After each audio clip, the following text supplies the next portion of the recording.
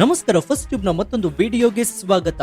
ಕಳೆದ ಕೆಲವು ದಿನಗಳಿಂದ ಕರ್ನಾಟಕದ ಹಲವು ಜಿಲ್ಲೆಗಳಲ್ಲಿ ಬಿರುಗಾಳಿ, ಆಲಿಕಲ್ಲು ಸಹಿತ ಭಾರಿ ಮಳೆಯಾಗ್ತಾ ಇದೆ. ಹವಾಮಾನ ಇಲಾಖೆ ಬರೋಬ್ಬರಿ 20ಕ್ಕೂ ಹೆಚ್ಚು ಜಿಲ್ಲೆಗಳಿಗೆ ಯೆಲ್ಲೋ ಅಲರ್ಟ್ ಮತ್ತು ಆರೆಂಜ್ ಅಲರ್ಟ್ ಅನ್ನು ಘೋಷಣೆ ಮಾಡಿದೆ. ಅಬ್ಬಾ, ಮೊದಲೇ ಮಳೆ ಬಂತು. ಈ ವರ್ಷ ಗುಡುಗು ಮಿಂಚಿನ ಮಳೆಯಾಗ್ತಾ ಇದೆ. ಈ ಬಾರಿ ಕರ್ನಾಟಕಕ್ಕೆ ನೀರಿನ ಸಮಸ್ಯೆ ಇರೋದಿಲ್ಲ, ಡ್ಯಾಮ್ಗಳೆಲ್ಲ ಫುಲ್ ಆಗುತ್ತವೆ ಅಂತ ನೀವೇನಾದ್ರೂ ಅಂದ್ಕೊಂಡಿದ್ರೆ ನೀವು ಭಾರಿ ದೊಡ್ಡ ಭ್ರಮೆಯಲ್ಲಿದ್ದೀರಿ ಎಂದರ್ಥ. ಹೌದು, ಈಗ ಬರ್ತಾ ಇರುವ ಮಳೆ ಕೇವಲ ಮುಂಗಾರು ಪೂರ್ವ ಮಳೆ ಮಾತ್ರ. ಇದು ಅಕ್ಷರಶಃ ಮುಂಬರುವ ಭಾರಿ ದೊಡ್ಡ ಕಂಟಕವೊಂದರ ಕೇವಲ ಒಂದು ಸಣ್ಣ ಟ್ರೈಲರ್ ಅಷ್ಟೇ. ಮುಂಗಾರು ಮಳೆ ಈ ಬಾರಿ ವಾಡಿಕೆಗಿಂತ ಮುಂಚಿತವಾಗಿ ಅಂದ್ರೆ ಮೇ 27-28ರ ಸುಮಾರಿಗೆ ಕೇರಳದ ಮೂಲಕ ಭಾರತವನ್ನು ಪ್ರವೇಶಿಸಲಿದೆ ಅಂತ ಹವಾಮಾನ ಇಲಾಖೆ ಹೇಳಿದೆ. ಆದ್ರೆ ಭಾರತೀಯ ಹವಾಮಾನ ಇಲಾಖೆ ಮತ್ತು IRAR ಸಂಸ್ಥೆಗಳು ಬಿಡುಗಡೆ ಮಾಡಿರುವಂತಹ 2026ರ ನೈಋತ್ಯ ಮಾನ್ಸೂನ್ ವರದಿ ಇಡೀ ಕರ್ನಾಟಕದ ಭವಿಷ್ಯದ ಮೇಲೆ ಕರಾಳ ಕಾರ್ಮೋಡವನ್ನ ಕವಿಯುವಂತೆ ಮಾಡಿದೆ. ಮುಂದಿನ ದಿನಗಳಲ್ಲಿ ಇಡೀ ಕರ್ನಾಟಕ ಭೀಕರವಾದ ಬರಗಾಲಕ್ಕೆ ಭಾರಿ ದೊಡ್ಡ ಹಾಹಾಕಾರಕ್ಕೆ ಸಾಕ್ಷಿಯಾಗಲಿದ್ಯಾ?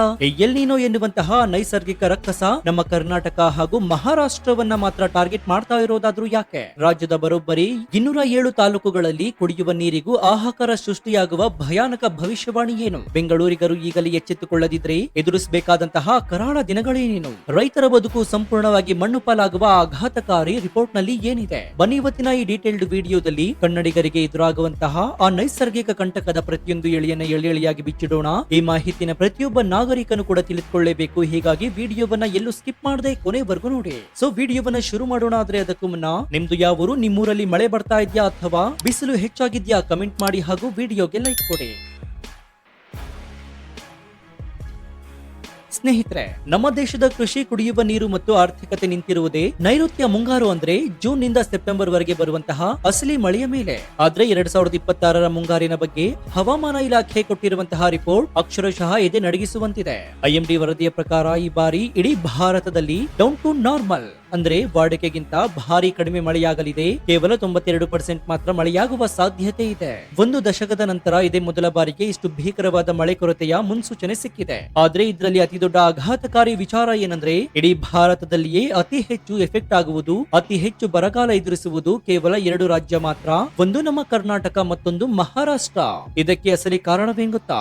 ಅದೇ ಎಲ್ ನೀನೋ ಎನ್ನುವಂತಹ ಹವಾಮಾನ ವೈಪರೀತ್ಯ. ಪೆಸಿಫಿಕ್ ಮಹಾಸಾಗರದಲ್ಲಿ ಸಮುದ್ರದ ಮೇಲ್ಮೈ ಉಷ್ಣಾಂಶ ವಿಪರೀತವಾಗಿ ಹೆಚ್ಚಾದಾಗ ಅದು ನೇರವಾಗಿ ಭಾರತದ ಮುಂಗಾರಿನ ಮಾರುತಗಳನ್ನ ತಡೆಯುತ್ತೆ. ಈ ವರ್ಷ ಜೂನ್ ತಿಂಗಳ ನಂತರ ಈ ಎಲ್ ನೀನೋ ಎಫೆಕ್ಟ್ ಸಂಪೂರ್ಣವಾಗಿ ದಕ್ಷಿಣ ಭಾರತದ, ಅದರಲ್ಲೂ ಕರ್ನಾಟಕದ ಕರಾವಳಿ ಮತ್ತು ಉತ್ತರ ಕರ್ನಾಟಕದ ಮೇಲೆಯೇ ನೇರವಾಗಿ ಅಪ್ಪಳಿಸಲಿದೆ. ತಮಿಳುನಾಡು, ಆಂಧ್ರ ಪ್ರದೇಶಗಳು ಉತ್ತಮ ನೀರಾವರಿ ಸೌಲಭ್ಯ ಹೊಂದಿರುವುದರಿಂದ ಸ್ವಲ್ಪ ಮಟ್ಟಿಗೆ ಬಚಾವಾಗಬಹುದು.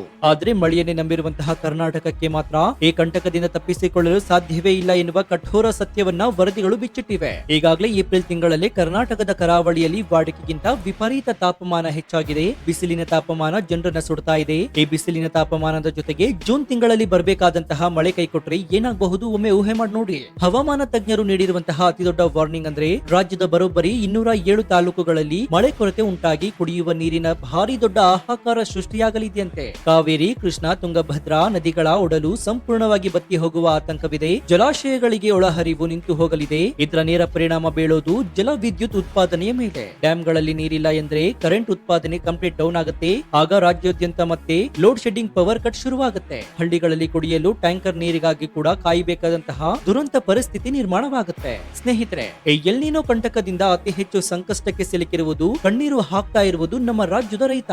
ವಿಶೇಷವಾಗಿ ಉತ್ತರ ಕರ್ನಾಟಕ ಮತ್ತು ಕಲ್ಯಾಣ ಕರ್ನಾಟಕದ ಭಾಗದಲ್ಲಿ ರೈತರು 100% ಮಳೆಯನ್ನೇ ನಂಬಿ ಕೃಷಿ ಮಾಡ್ತಾರೆ. ಧಾರವಾಡದ IMD ವಿಜ್ಞಾನಿ ಗುಣ ಅವರು ನೀಡಿರುವ ವರದಿಯ ಪ್ರಕಾರ ಜೂನ್ ಸೆಪ್ಟೆಂಬರ್ ನಡುವೆ ಮಳೆ ಕೈಕೊಟ್ರೆ ಮುಂಗಾರು ಹಂಗಾಮಿನ ಬಿತ್ತನೆ ಕಾರ್ಯ ಸಂಪೂರ್ಣವಾಗಿ ವಿಳಂಬವಾಗುತ್ತೆ. ಉತ್ತರ ಕರ್ನಾಟಕದ ಜೀವನಾಡಿ ಬೆಳೆಗಳಾದಂತಹ ಜೋಳ, ಮೆಕ್ಕೆಜೋಳ, ದ್ವಿದಳ ಧಾನ್ಯಗಳು ಮತ್ತು ಎಣ್ಣೆ ಕಾಳುಗಳ ಇಳುವರಿ ಕಂಪ್ಲೀಟ್ ಆಗಿ ಪಾತಾಳಕ್ಕೆ ಕುಸಿಯುತ್ತೆ. ತೇವಾಂಶದ ಕೊರತೆಯಿಂದಾಗಿ ಬೆಳೆಗಳು ಒಣಗಿ ಕರಕಲಾಗುತ್ತೆ. ನೀರಾವರಿಯನ್ನ ನಂಬಿರುವ ಹತ್ತಿ, ಮೆಣಸಿನಕಾಯಿ ಮತ್ತು ಕಬ್ಬು ಬೆಳೆಗಳು ಈ ಬಾರಿ ನೀರಿಲ್ಲದೆ ಪರದಾಡುವ ಸ್ಥಿತಿ ಬರುತ್ತೆ.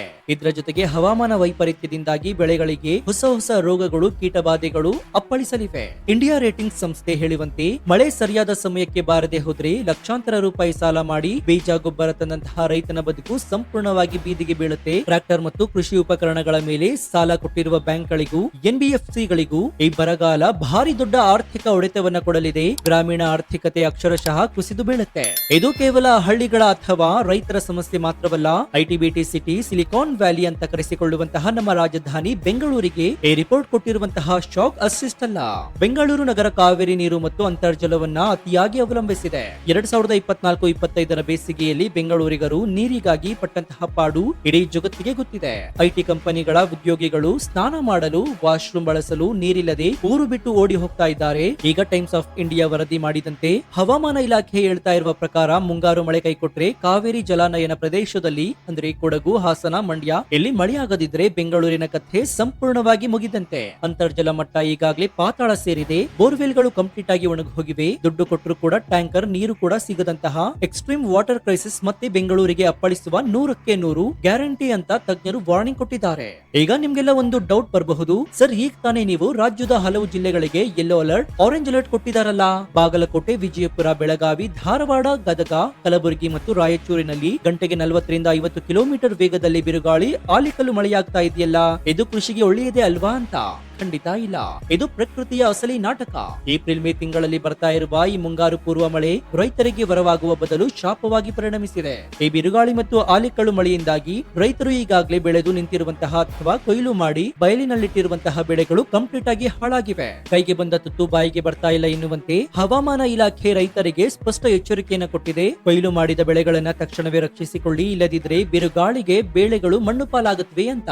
ಒಂದ್ ಕಡೆ ಈಗ ಬರ್ತಾ ಇರುವಂತಹ ಅಕಾಲಿಕ ಮಳೆಯಿಂದ ಬೆಳೆ ಹಾನಿ, ಮತ್ತೊಂದು ಕಡೆ ಜೂನ್ ನಲ್ಲಿ ಬರಬೇಕಾದಂತಹ ಅಸಲಿ ಮಳೆ ಬಾರದೆ ಬರಗಾಲವಾಗಿದೆ. ಇದು ಕರ್ನಾಟಕದ ರೈತರಿಗೆ ಎರಡು ಕಡೆಯಿಂದಲೂ ಕೂಡ ಪ್ರಕೃತಿ ಹೊಡಿತಾ ಇರುವ ಭಾರಿ ದೊಡ್ಡ ಪೆಟ್ಟಾಗಿದೆ. ಒಟ್ಟಾರೆಯಾಗಿ ಹೇಳೋದಾದ್ರೆ 2026 ಈ ವರ್ಷ ಕರ್ನಾಟಕದ ಪಾಲಿಗೆ ಆರ್ಥಿಕವಾಗಿ, ನೈಸರ್ಗಿಕವಾಗಿ ಅಗ್ನಿ ಪರೀಕ್ಷೆಯ ವರ್ಷ ಆಗುವುದರಲ್ಲಿ ಯಾವುದೇ ಅನುಮಾನವಿಲ್ಲ.